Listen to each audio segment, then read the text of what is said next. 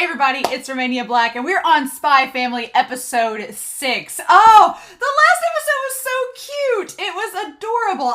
For being like a filler-esque episode, because there wasn't really, to be fair, plot-wise, we had kind of came to a little bit of a standstill in the last episode, but it was needed. It was like, okay, into the academy, we passed the test, and so let's celebrate and give Anya like a cute little celebratory thing. Like, girl, if her like celebratory party is that big already, her sweet 16 would be amazing. So I was like, oh man. But yeah, so we got all that settled, and so now it's like, okay, we've gotten that out of the way. Mission part 1 completed. Now we can go into actually getting into the academy and getting into this foreign dignitaries. Like, we're trying to get Anya close to his son to like try to get information that way, however that's gonna work. So I'm really excited. But I do have a few comments before we start episode 6 proper. Last episode I had totally forgot about them, and then we were halfway through the discussion. I was like, oh yeah, comments. So I do have a couple going into this.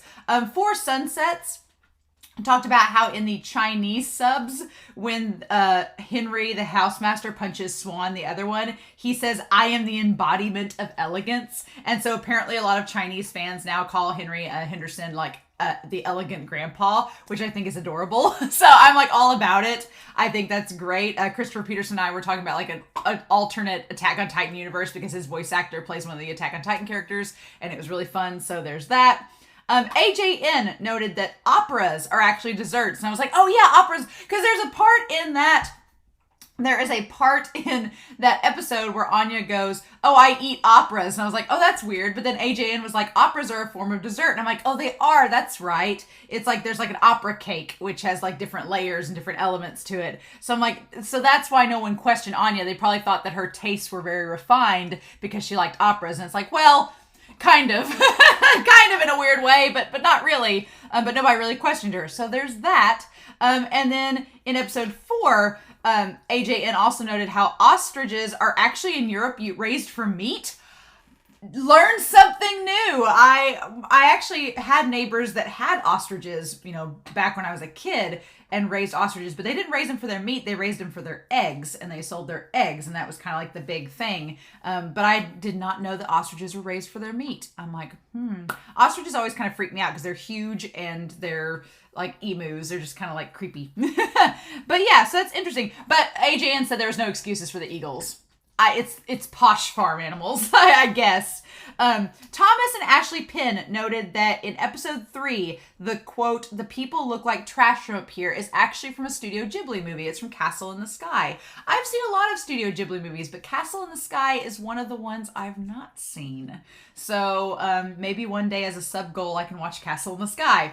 It's one that I've wanted to see, but I've just never got the chance to watch it. So, but that's kind of cool that Anya is like quoting that famous movie in her little thing there. And of course, Loid and Yor, who probably don't watch movies because of their professions, they don't have time, they wouldn't know what that's about. So there you go. Annie Flowers. I really liked Annie Flowers' connection here. If you've ever seen the anime series number 6, it's an anime and a manga series. I have reactions to it on this channel if you want to go check those out. But it's a really cute little series. It's not long. It's like 11 episodes. It's really cute. But the two main characters are Nezumi and Shion. And in that series, Annie Flowers was talking about how like the domesticity, like that series takes place kind of in like a post-apocalyptic world. So the concept of domestic life is pretty foreign to some characters.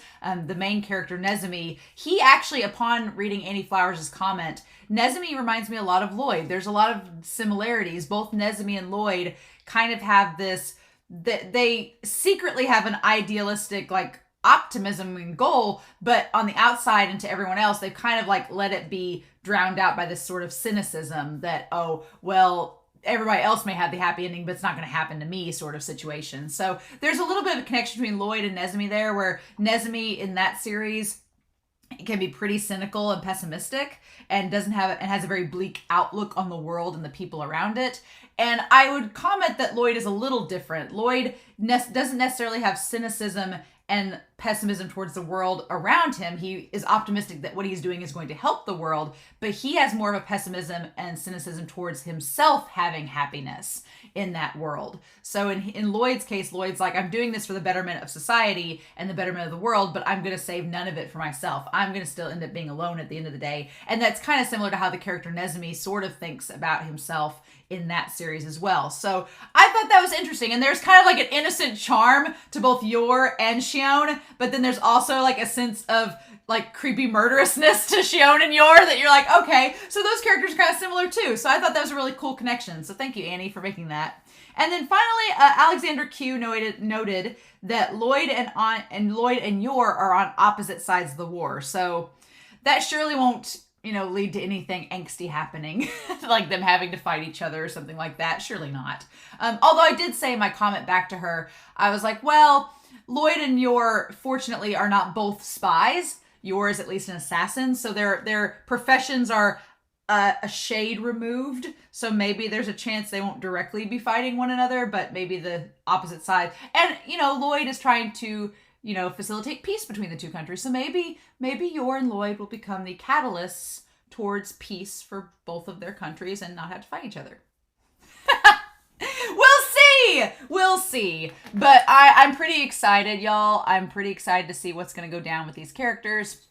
And now that we're actually getting back into the plot, hopefully, to see what's going to go down with this academy. So we shall see. But I am very excited to break this down, see what's going to happen. I've talked enough, so we're just going to dive in and see what happens. But we're going to start Spy Family episode 6, and we're going to do that here in 3, 2, 1, and let's go.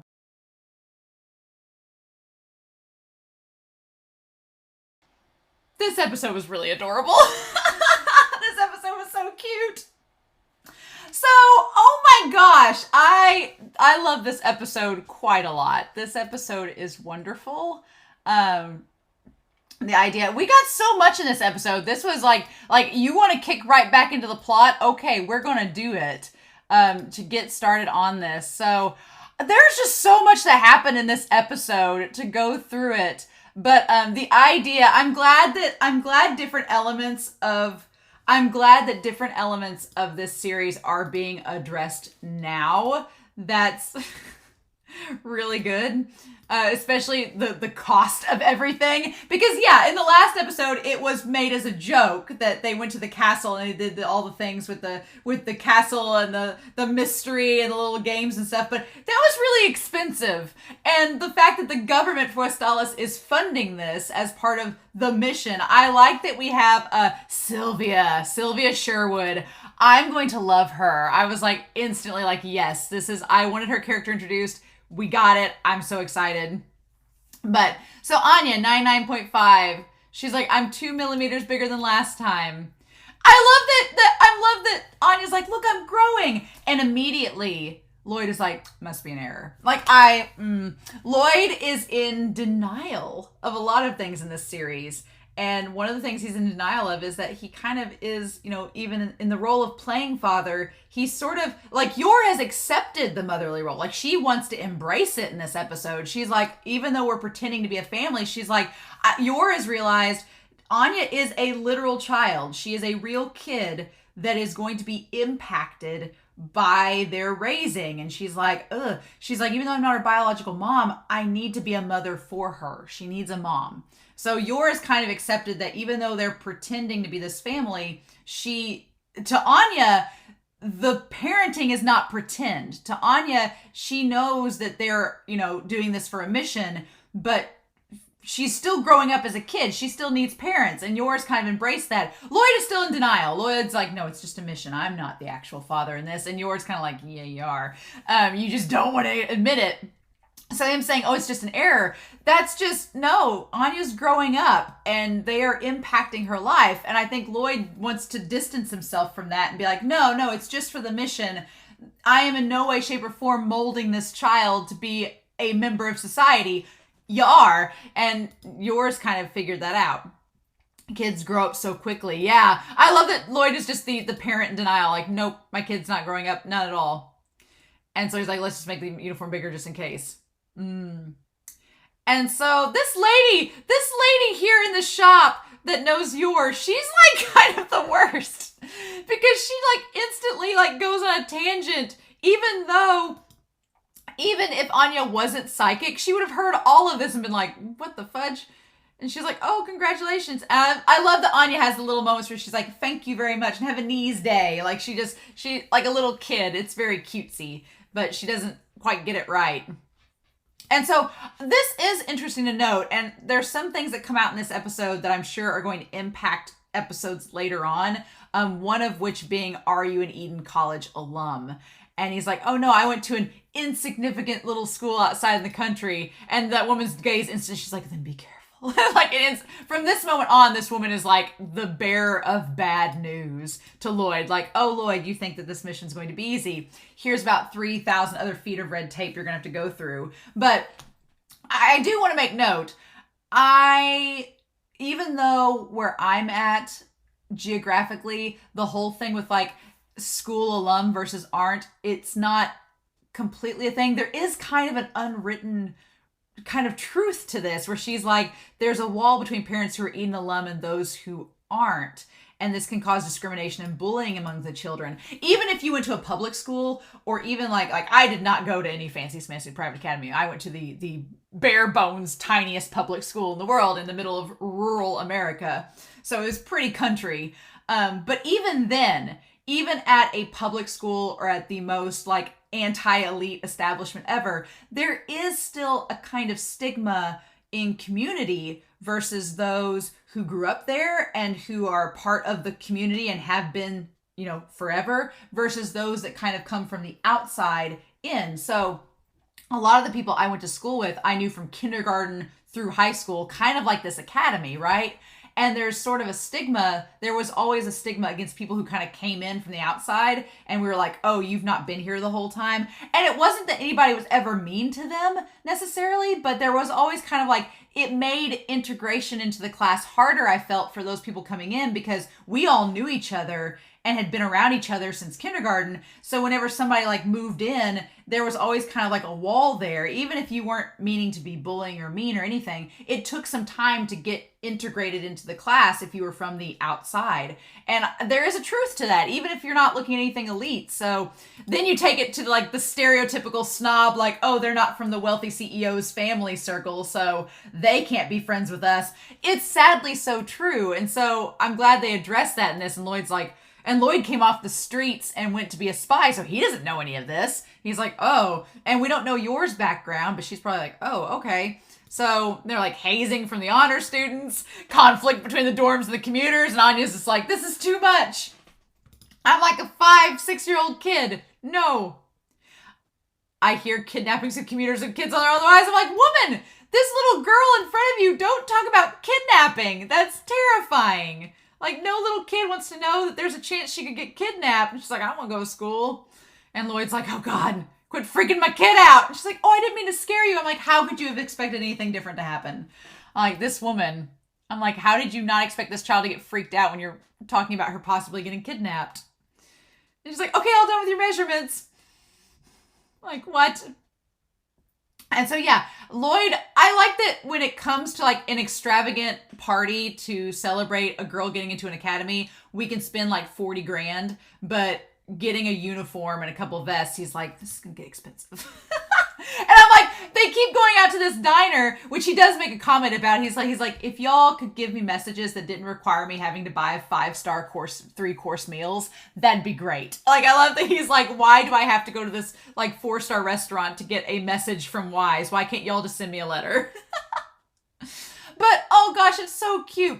I love that she clings to Loid. Like, Loid is her natural, even though I feel like after this episode, her and Yor are a lot closer. But she clings to Loid. And he's like, what's the matter? And she's like, I'm in fear that I'll be kidnapped. And he's like, I see. You didn't waste any time. The one-liners from Loid in this were amazing. But yeah, you sure didn't waste any time thinking about that. I'm like, she's a kid. How could she not? But yeah, he's like, we should eat out today. She's just so worried about there being kidnappers in the restaurant. And then we get like the Cypher P, like them writing the note in mustard on the meat. he's like, they really need to come up with some more logistical ways to do this that doesn't involve us eating at these fancy restaurants and paying these extravagant bills. Like Loid's stressed, just being like, oh God. So 5 days later, they get the note that her uniforms are done, and Loid, looking like Bond Man, decides to go out. And I love that Anya just rolls off the couch, like rolls towards them. It's like this show is any opportunity to make Anya as adorable as possible. We will take it. But yeah, he leaves Yor in charge. They're like going to go out, and he goes to the meeting, like the underground facility. I'm so happy that we're already meeting the woman from the OP, Sylvia. I'm so happy we're already meeting her. I did not think, I thought when it started to pan up, it would be the woman that is like, you have the chief and then she, like the chief's secretary. I thought when it panned up, it was going to be the chief's secretary. But no, it's her with the red hair and the glasses and the hat. She is, and her earrings have the Y symbol. The wise handler, Sylvia Sherwood. Oh my God. I love it. I freaking love it. Her design is great. And she has the conspiracy board already done. Though she has whiteboard coon. Sylvia Sherwood has a whiteboard coon of her own, and it has already been decked out conspiracy style. I freaking love it. Hello, handler. So I love we have her. What were these expenses? She's like, the castle rental fee and the rental fees for furniture to go in said castle. Yeah, so the castle fee alone was $8,000, and then the rental fee for the furniture was $35,000. Oh God! And he's like, you think we're made of money? And he's like, and here's a couple more bills, actually. It's like, going to school is apparently very expensive, and I love her line where she's like, I have to admire the balls it takes for you to casually hand me more bills. I love her already. We've had her for 5 minutes in this show, and I love her. And he's like, well, they're all necessary expenses. She's like, oh, these are necessary. Okay. Very well. And that's kind of the thing, too, about this. Talking about this phase 2 with Operation Strix. The phase 2 part of it. The thing about all of this is they put a lot of burden on Loid to get this operation over with. But the reality of it is that most 95% of the things with this mission are outside of Loid's control.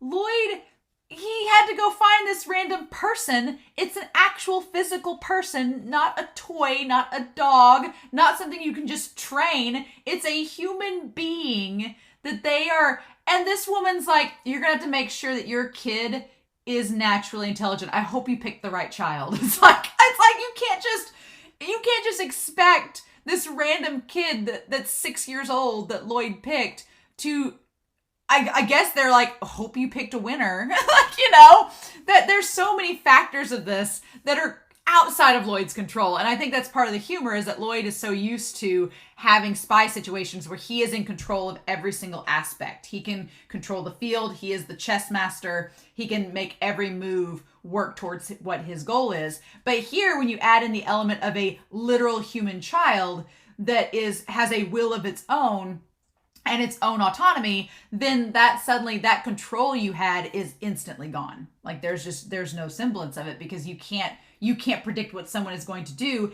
and he sure can't predict what she's thinking, nor can he predict that she knows what everybody else is thinking. So it's so fascinating that they treat this so seriously, like it's all Loid's responsibility. But I'm like, that is a lot of pressure onto someone that really has no control. Like, I don't think any agent, even if they were the best spy in the world, would be off any easier in this situation, because yeah, it's a literal kid you're training. Like, how there's going to be stuff happens that's outside of your control. So they go out how Eden works. It's Eden College, which has about 2,500 students, which my graduating class in high school had 23. So our entire high school had 100. Maybe there was 200 in the grade school and high school. It was very, very small. So 2,500 people is like it's double the size of the town I grew up in. It's to me, it's big, but I know for a lot of people, it's like, oh, that's a drop in the bucket. That's not anything crazy. But I didn't realize that this ranged from 6 to 19. Like, it covers covers from grade school through high school. Like, it covers 13 years of academic studies. Like, it is a full-blown academy from like kindergarten to graduation. Like, it's a full thing. And they have like the rugby, they have all the scholars, music and arts, top class education in every field. I love the capes. So the students who manage to shine brighter than their fellow elites are called the Imperial Scholars. And they have the special like Hogwarts style capes. That's great. Oh my gosh. And the cane. Oh man. I gather the feeling though that it's not just based on your scholarly pursuits, but like who you know. Like that seems like Damian coming in there seems like that's what he's expecting. It's open to only those Imperial Scholars and their parents. Now this could be interesting. Desmond is the second son. So we don't know if Damian is the youngest or if he's the middle child. It would make sense if he's the middle child. I don't know. Maybe he's the middle child. He kind of has a middle child vibe to him. But he's not the oldest. So I'm wondering if there's going to be like a factor of Damian that is like in the shadow of his older brother sort of situation where Damian is like trying to measure up to his older brother's standards. And that's where he's kind of has insecurity and why he's kind of a bully. And well, that and he's a snob because his parents are rich and he has that mentality. But I feel like there's an aspect of Damian's personality that's tied to the fact that he's in his brother's shadow. And Anya is maybe going to inadvertently throughout this entirety of this series break Damian out of that mentality. That would be, I have so many theories, but when we get to Damian, we'll talk about him. So in order to become an Imperial Scholar, you have to have 8 merits known as Stella, which Stella is very, like a regal name. They're awarded because of exceptional grades and contributions to society. Like a kindergartner, like your contributions to society. Like, come on. Look at this. But you need to raise your daughter into an honor student. I'm like, that's great. I'm glad that you want him to do that. But what if Anya's not smart enough for that? Like, I know Anya is. Like, she's an intelligent little girl. But that's for a mission, that's such a tall order to ask someone, being like, you need to make sure your child is intelligent. And it's like, well, you can't just do that. What if she's not? What if she just can't make the grade? That's a very big possibility. You can train her all you want, but if she's not going to be cut out for it, that's outside of Loid's control. But she's like, no, you need to do this. So it's like, you may use underhanded means if necessary. So she's basically like, if you picked the kid that's not the smartest, cheat. It's like, do whatever you have to do to secure this position. And Loid's like, okay. Okay. God, I love her. I would cosplay as her in an instant. On the other hand, poor grades and bad behavior will result in demerits called Tonitrus Bolts. Tonitrus Bolts is just great. So you either receive 8 and become an Imperial Scholar, or you receive 8 bolts and you get expelled. So Anya's already in the red, which is not good. Oh God, no. And Loid's like, oh, this is going to be harder. He's like, turning that child into an honor student. Hello, anxiety, my old friend. Oh, that line, like, hello, darkness, my old friend. I just picture Song of Silence playing around Loid the entire time. Oh God. Meanwhile, Anya is super adorable and Yor is precious in just being like, you are the cutest. This is amazing. And her being like, ta-da. Don't I look cute? You are absolutely adorable. Like, Yor is wonderful. And this woman's like, get out. I got you your uniform. Get out of here. I got other clients. Going on an outing. Aww. And so, yeah. So they go around. I love that she's like showing off to everybody and Yor like going... Yor loves going to the park. She likes going there. And meanwhile, like, Anya's like showing off to everybody. Ta-da! And I like this moment where the people that are clearly not from Eden Academy are talking to her. And she realizes that these people are like being mothers to their kids. And she's like, oh, maybe I should do that too. Maybe I need to like, this is clear. Like, and the one mom is like the kids talking about being hungry. And it goes back to Swan, that jerk, saying, you do prefer your older mother. And she's like, no, I want to be with her forever. And I like that Yor, like, she has that solemn, serious look on her face. And she's like, I know we're just pretending, but I need to be a mom to this kid. Like, she needs a motherly figure. Like, she needs She needs some parental guidance. Like, this is just, yours realizing this is not just a mission, but that there is an actual human involved that is going to benefit or, you know, suffer because of their decisions. So I like that yours taking the initiative to be more of a parent. Whereas Loid is still treating this like, Loid is subconsciously becoming more of a parent as we go in this, whether he realizes it or not. He's getting more attached to Anya and becoming more of a parent. And we'll see that in the assembly hall meeting, but he's still treating it like he still is telling himself, oh, it's just a mission. It doesn't have these stakes. I'm going to be able to abandon Anya whenever the mission's over. And Yor, it seems, is kind of slipping into that, no, we need to parent her. She needs a parent sort of thing. So yeah, then these assholes, they think that they're just going to take Anya hostage. As soon as they were like, oh, we're going to rob her, I'm like, no, you're not. I was like, no, you think, that's the one thing I was like, no, you think you're going to take Anya hostage? No, Yor's going to kick your ass. That's not going to work. That's not gonna work. I do want to make note that the woman in the purple jacket with the fishnets, she reminded me a lot of, is it Piku from Hunter x Hunter? The woman with the big nose. She reminded me, her outfit and style reminded me a lot of that. Mm-hmm. I love that most delinquents in Japanese anime have like some form of leopard print on them. The one guy has a leopard print shirt. That made me think of that. But they also think that because Yor is going shopping with her daughter, she must be a maid. She must not be the actual mom, because they say a rich person's not going to go shopping for themselves. And then Yor's like, no, I'm this kid's mom. The whole anxiety of the shopping mall scene where I was like, please stay next to Anya. Please don't. Like that. When I was a kid, I told my friend the other day, one of my biggest fears as a child was being left at a supermarket. I had nightmares when I was a kid that my mother and grandmother would accidentally leave me at a store. And I would like wake up being like, where is everybody? Like that was when I was Anya's age, that was a nightmare, was that I was going to be abandoned at like a grocery store or something and my parents would leave me. And so I was like, oh. So the anxiety of Anya just randomly walking around the store while Yor doesn't pay attention. I'm like, pay attention to your daughter so she doesn't get kidnapped. And then she does.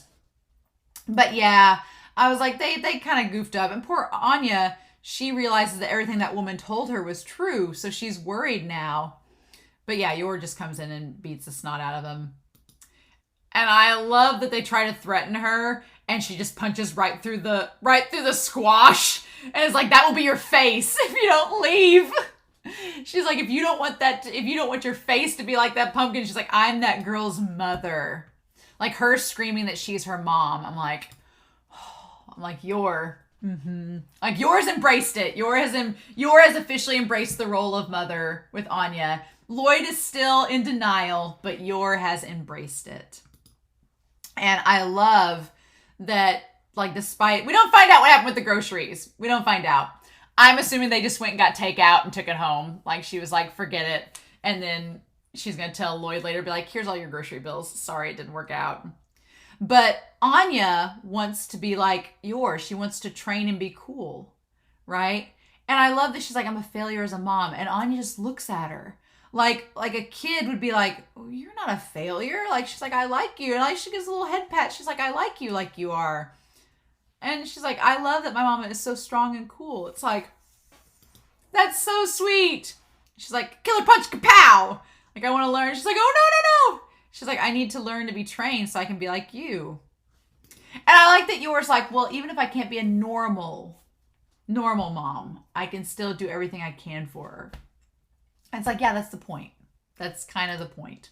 Nobody's perfect. Nobody's a perfect parent. But doing the most you can for your kid, that's like the whole point, that you're trying to help them become the best person possible. It's like you're tugging my heartstrings this episode. I was like, oh, girl, I know what you mean. And she's like, let's start your training and go home. Like, she's such a good mom. I love you already. And then Loid coming home being like, what are we doing? Like, what are we doing? I'm filled with nothing but anxiety. I love yours, like her training gear, like her with her hair like in the ponytail. And Anya has her hair up in the little bun. And she's like got her little caps on. It's so cute. And Loid's like, well, my anxiety is not going anywhere. I'm filled with nothing but anxiety. Oh, Loid, honey. So then we have the assembly. And it's like the big, like truly chosen, very elitist, blah, blah, blah. all that good stuff. And Loid, despite how he tries, Loid is like, he's so invested in Anya and the mission. He wants her to do well. So there's 228 new students. Okay. And so they welcomed them to Eden Academy. And so Loid is like, we've made it this far. And so Anya's like, oh, everybody looks like me. We're all wearing the same thing. And I love that Lloyd's like, yes, that's what a uniform is. Loid, whenever he gets super stressed, gets super cynical and sarcastic. And he's like, yes, of course it is. Like his stress level is just through the roof. It's kind of great. He's like, we have a lot of mountains of problems to tackle. And then we see like her, like old Agent Sherwood going through the motions. And so he's like, let's not forget that the sake of the East and West depends on this mission. And he's like, turning this child into a lead. I've given up on that task. And Anya's like, you've given up on me, Dad and Papa. You've given up on me becoming an elite scholar. So yeah, Loid is like, okay, realistically, Anya becoming the top of her class academically, that is out of our hands. We cannot rely on that. Hopefully that she'll get good grades and that's great, but probably not going to happen. So you can't just maintain a top position in school. So instead, we're going to go the friendship route, the friendship scheme, which is what this episode is called. He's like, we're going to do the friendship scheme. If you can't win academically, then we're going to do popularity. That's something that maybe we can control. The sad thing is Anya can hear all of him and his plans. So our poor little 6-year-old Anya not only has the stress of worrying about getting kidnapped on the way to school, she has the stress of being at this elite academy, the stress of knowing that the fate of the East and West of this world are depending on her, and the stress of knowing all of her father, Loid's plans that he has for her, and like all the different factors that could go wrong in this. But she's 6 years old. And she has all of this combined anxiety just handed to her, being like, here, you deal with this, Anya. Like, no wonder she's freaked out, right? So we go through the list of all the students, and Loid carefully made sure, which is funny, he made sure that she ended up in this specific, I think, though, he only made her end up in that specific house to get close to Damian. I don't think he anticipated all the other kids being there and, like, their connections to Intel. I don't think he knew that until he was just making sure she was in the same class as Damian. But yeah, Damian Desmond, of course. There are some names for people that the moment you name them that, you've given them a personality trait. And you just don't realize it. So for all these Damians that are watching this video, I apologize ahead of time, and I don't mean to typecast you or generalize you based on your name, but Damian just has, like, in Western culture, a context. And it's kind of like, I think maybe The Omen, which is the horror movie about the son of the devil, is kind of the symbol of it. But it's like, I don't know a lot of Damians, but the ones I do have a very specific personality type, and it kind of fits Damian here. So if you're a Damian and you are not like this, I'm sorry. You've already proven me wrong. But I was like, of course his name's Damian, and of course his character, Damian, is the son of Damian. He's this guy that he could walk, like, cock of the walk, this 6-year-old that thinks that's Lord Damian to you. Like, what a snobby little kid. He got into Eden just like his older brother. Pure nepotism. On the list of students applying. And he's like, if plan A to get Anya to become an Imperial Scholar proves too difficult, then we'll go to plan B. The friendship scheme. And Anya's like, what? I've got to become friends with this kid? Become the same class, become friends. And then get him to bring along and get invited to the house. And then that's when he gets direct target with the contact. Direct contact with the target. He's like, oh, I'm sure it won't go that easily. I'm like, oh, Loid, honey, the more insurance we have, the better. And then he's like, okay, go on ahead. And she's like, oh, sure. And then just marches in there. And Loid thinks that she must have grown up with kids around her age at the orphanage for years. So I'm sure this will all work out. I'll put my faith in her communication skills. But I'm like, Loid, when you went, I was like, Loid, you clearly don't know a lot about interpersonal communication with these kids, because I'm like, when you went to the orphanage, she was by herself. She wasn't around other kids. Frankie has told you the intel that she's moved around to 4 different families. There clearly is probably some communication thing there that you're overlooking, but he's like, it'll be fine. It'll be fine. I'm like, he never saw her at the orphanage interacting with other kids. He's just assuming. that's evil boss's kid. And the fact that Anya knows that Damian is the evil boss's kid is going to shape how she interacts with him as well. And I love that Damian's like, what's with her? Like Damian has such a tsundere vibe already. I was like, oh no, honey, you're going to like if somehow this story works out and she's able to stay in the academy and the day is saved and they end up being able to be in school together. By the time y'all hit high school, you are going to try to date Anya. Like, that's going to happen. Like, Damian, like, it's like the tried and true trope in every grade school part of an anime where the kid's like, they're gross, girls are gross, and you're just like, she's just like, falling for me, whatever. Honey, you're going to be chasing after Anya by the time y'all get to high school. Like, it's already on the wall. She's realized how amazing I am and fallen for me, and she's like, what? You've got good taste, kid. And she's like, nope. He's like, oh, playing hard to get, cute. I'm like, oh, honey, no. And the worst part is that she has telepathy, so she knows what he's thinking. So, oh, no. There's so many possibilities with this. And she's like, gah. I like that. She's like, gah. It's the dynamic between Damian and Anya, like the potential of what that could become, like in an alternate universe if they grow up together in school. Mwah. Like, it's just, I love the potential of it. It's so cute. And right now they're just like little kids. I love that he's like, that's the daughter of the CEO of the major military contractor, Black Bell. And Loid's like, no, the vice president of parliament's kid. He's like, Anya, you don't know you've got friends in high places potentially. Oh, Loid. Oh, honey. And he's like a treasure trove of intel. Like, he wants her to become friends with all of them for these reasons. And Yor, when she looks over to him, is like, you just want your daughter to have friends. It's like, yes, but there's another reason to it. There's so much more to it. He's like, make sure to become friends with all of them, Anya. And she's like, that's so cute. And she's like, aw. He gets so worked up when it comes to his daughter. Yes, he does. But Loid is convincing himself it's all for the mission. But we see as the series goes on that it's starting to incorporate shades of other things. And it's like, no, Loid really does care for his daughter. It's more than that. It's just, God, this is great. So Becky, I like Becky's her clip is a bomb. Her hair clip is a bomb. I'm like, oh girl, Becky, which her dad's a military contractor. So of course. And I like how Becky's tune changes over the course of this. I like how Becky at first thinks that Anya's like a baby and she's going to be like a mom to her, even though they're 6. And then by the end of the episode, Anya wins her over because Anya lies, but she says, oh, I'm doing it to save your honor. And Becky's kind of moved by that. Also, before I move on, there's a kid like right behind Anya and Becky in this that has a literal mullet. How'd he get past the screening to get into Eden Academy? How'd this mullet kid get past the screening? Mullets aren't elegant. Lies. So there's 29 students in class 3. And of course, I'm so glad Henry Henderson is still in this. I'm so glad he's the headmaster. I'm so glad. And Yor's like, it's the nice teacher. Yeah, I was afraid that Swan was going to be put in charge. And I was going to be really mad because Anya would have failed within the first week. But yeah, it's unfair for a housemaster to have to teach all these new students.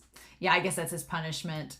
And then the one kid with the cone head haircut, and them all have, one kid has the apple haircut.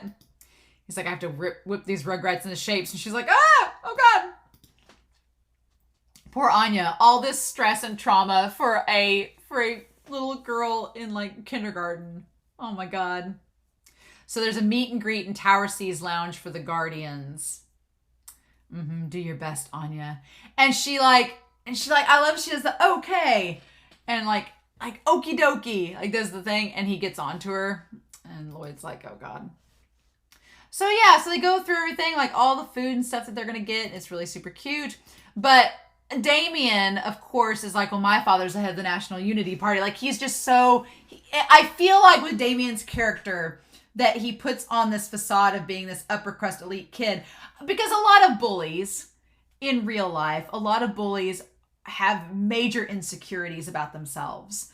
And they don't know how to deal with that insecurity. And so they project it onto others. And usually through verbal or physical abuse or violence. And so I feel like over the course of the series, we're going to find out that Damian has a lot of insecurities because his dad has this prestigious role. his older brother is probably, I'm just imagining that Damian's older brother is the perfect prodigy son and Damian is the failure kid. Like he can't live up to his big brother's standards. And so he's trying to like compensate for it by being this like snobby kid. But I imagine that Damian on the inside, underneath that layer of insecurity, is just a kid that's really upset because he can't meet up to his parents' expectations and they're not giving him the same attention that they're giving his brother and he feels left out and abandoned. I'm just gonna guess because that's a tried and true trope with a bully like this, but it's gonna take the course of this series to bring that out, right? And who better to bring it out than Anya, who is like an only child and is like, doesn't have those worries, but she has her own sets of insecurities. So yeah, like Damian is just projecting. And that one kid said, my papa says we owe a lot to the Desmond group. So a lot of these kids, their parents have probably told them about Damian's family and their prestige. And so that kind of facilitates them even further being friends with Damian. But Anya, who doesn't have such connections, doesn't see the need to even be near him. And I like that Becky is like, well, he's so dumb. So Becky clearly, the military contractor, doesn't view the same, I guess.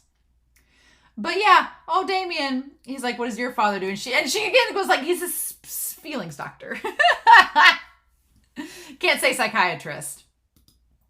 And he makes fun of her for it. Like, he's so mean. But Yor giving her the best advice. Yor's like, you only fight somebody if they fight you first. You don't incite violence. You just defend yourself, right? Like, that's Yor's advice. And she's like, and she just instantly is like, I want to play at your house. Like Anya does not get the social cues. She doesn't get the, Anya doesn't understand like the social protocol. She just knows from Loid that the mission is become friends with Damian, go to Damian's house, mission accomplished. And since she doesn't like Damian already, she's like, well, let's just bypass that friend thing and go straight to his house, right? Well, that shouldn't be hard. So she just instantly is like, I want to go to your house. Let's get this over with. And Damian's like, you don't know the protocol, right? But at the same time, I love that Yor tells her, like when Anya gets mad, she's about to punch him, Yor's like, no. She's like, remember, you don't just punch people. You have to listen carefully. And I love, she says, anyone who lets their emotions control their fists does not know the meaning of true strength. It's like, which is true. And from an assassin standpoint, very important. And so she's like, if someone's just being a little mean, laugh it off and it makes you the cooler, bigger girl, a big girl. And if you keep a smile on your face, fights will not happen. Which is what Anya did which is what Yor did at the very start of this series. Whenever those women were being like catty bitches to her, she just was like, it's fine. Because otherwise she'd be like, my other option is to assassinate you all, right? So I like that she gave Anya that advice. That was actually like really good advice for her. And I love that Anya, I was afraid that Anya defending herself and like just smiling it off would be seen as passive by these kids and they would make fun of her for it. But no, it has the opposite effect. In this situation, she's like I care. And he's like, what? And then she just like does the creepy assassin smile, it's fine. Like, it's fine. Like that smirk. It's so good. And Damian, how dare she smirk like she's mocking me? Because this is not what Damian wanted. Damian wants to be in charge and be in control of the situation. And the blush, I'm like, oh, Damian, honey, when you're 16, you have no hope. Like it's over. 10 years from now, you're done. It's over. The TSUNDERE is, no. I'm foreseeing all of it. And Becky's like, oh my gosh, she's so mature. And Anya hates it because she's like, this is not helpful, Mom. You lied. You lied. This didn't make the situation better. Now he still doesn't like me. But the thing is, Damian does like her. Damian does like her, but he doesn't want to ruin his reputation by admitting it and admitting the fact that she got the better of him, so he tries to project and overcompensate for it. So it's like, no! I'm like, Anya, you think your mom's a liar, but you have no clue how effective you are being in this moment. Like, his little blush, I'm like, oh, Damian, honey, it's over. You were, the moment she did that smile, like, you were doomed. You were doomed. And he's like, oh, Anya Forger.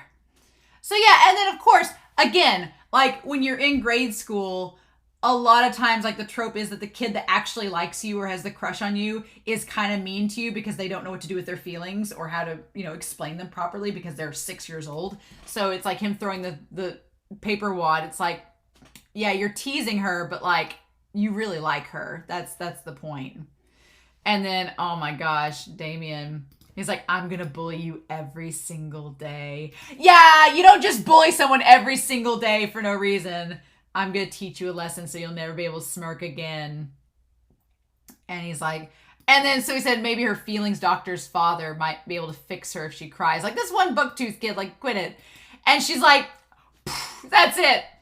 That's it, done. And he says, are you a special little girl? And I'm like, nope, that was, you done goofed.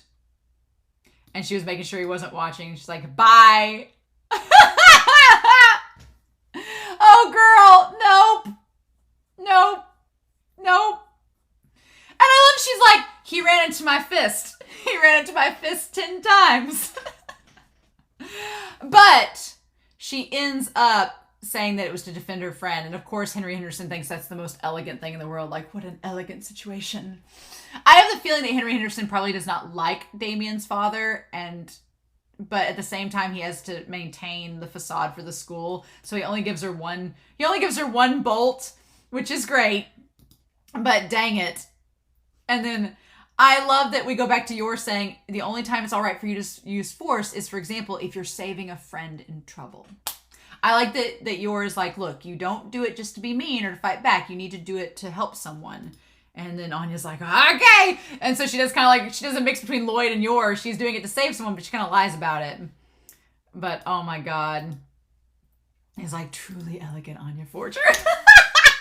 It's great. But yeah, poor Loid.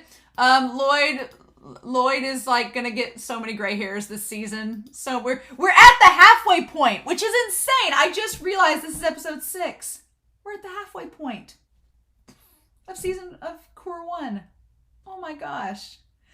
This is a great halfway point because it establishes the rules of Eden Academy. We've gotten all of our major players, including Sylvia from the OP, introduced. Damian, oh God, that little tsundere kid, I'm gonna love him. Damian's introduced, like the whole Henry Henderson's got back in this. Like, everything is set up in this episode to play out for the rest of the season. The idea that Anya's mission is to become an elite scholar.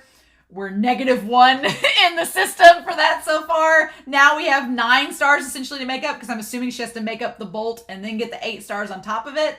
Or maybe she can have 1 bolt and stars as well. Maybe it's one of those, like, whatever you get first is what you want to, if you want to avoid getting the bolts before all the stars. Maybe that's the situation. But we're already in the red, which is problematic. But we're at the halfway point. Oh. But yeah, so the group photo we know. I like that Loid notices the Desmonds did not come after all. There's no need to rush. But that is kind of sad because I feel like Damian's in that last photo, but he's standing by himself. So again, to go on top of the insecurities Damian probably already has from his brother, there's probably also the fact that he doesn't have a loving relationship with his family, and he's just hiding behind the fact that his dad's this dignitary, but his dad probably doesn't care about him, or he doesn't feel like his dad cares about him. And so there's that's going into this. So I love everything they're setting up in this episode about Damian's character and how Anya will possibly be this chaotic force to kind of rock his world. And it's like, they're only 6, but I'm like, 10 years from now, the AU, I can just see it. And then Henry has to be like, look, she punched a boy. And then Loid's about to pass out. Like, he looks like he's about to throw up. Yeah, and why did it have to be Desmond's son? And normally that would be 3 bolts, but he only gives her 1. And plan B, the friendship scheme is instantly in shambles. Things could not get any worse. But yeah, Damian is all by himself in that photo. Like, there's all, in that final photo they take, there's all the families together. And I love that Yor's just like, everybody's in shock, but all the families are there. Except, is Camilla there? Maybe she's not in the same class, but Damian's by himself. And they're on opposite, it's funny, if you look at the photo, they're catty corner, they're diagonally across from each other, but there's Anya and her family, and Damian all alone. I want Damian and Anya to become friends. I want Anya to show Damian true friendship. Maybe in this, Anya will invite Damian over to her house. Maybe that will be the thing, is that if they do become friends, she invites Damian over and then Desmond comes over to see them. That would be a cool twist if instead of them going to Damian's house, she ends up inviting Damian over to hers. But Loid, my dude, your mission just got 1,000 times harder. This episode was so good. This is by far my favorite episode of the series so far. This one was my favorite. I'm going to love Damian, this little trash king boy. I'm his little tsundere self.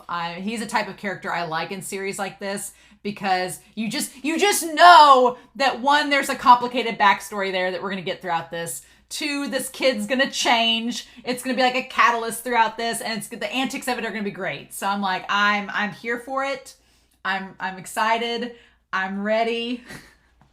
I'm in love with this so far. So this is a lot of fun. But yeah. So this episode was great. I'm really, really super excited. I hope you all have enjoyed this reaction and discussion. I'm very curious to know your thoughts down below. Please no spoilers.